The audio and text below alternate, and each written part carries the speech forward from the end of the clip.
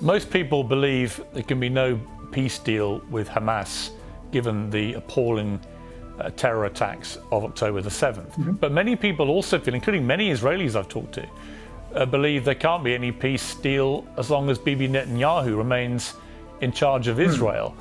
Do you share that view? Do you think that for many reasons. One, his attack earlier in the year on the judiciary, on the integrity of the Supreme Court, the social unrest that caused, the division in Israel, perhaps even distracted his defense and intelligence people away from what they should have been doing, which may have contributed to the way Hamas was able to execute this attack. For all these reasons, do you think it would be prudent for Israel to find new leadership? Absolutely. I mean, Netanyahu has been ruling Israel for most of the last 14 years. He has based his political career on dividing the nation against itself, on pointing a finger at particular sections of Israeli society and calling them traitors. He has weakened any state institution, including the security forces, that might challenge or limit his authority, as he recently tried to do to the courts and especially to the Supreme Court. And he attacked the serving elites of the country, again, calling them deep state traitors and so forth. The people who were foremost in serving the country in the security forces, in the courts, elsewhere, were labeled as traitors. The very word elite became a kind of curse word, as if there is something wrong in wanting to be foremost in service to the state.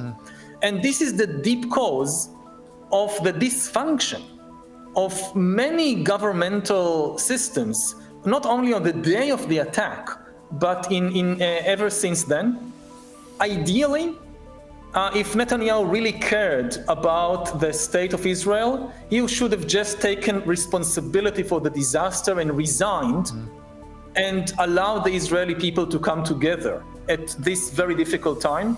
Alternatively, if he thinks he's the only one that can manage this crisis, then he should have said, okay, I'm calling an election in 6 months.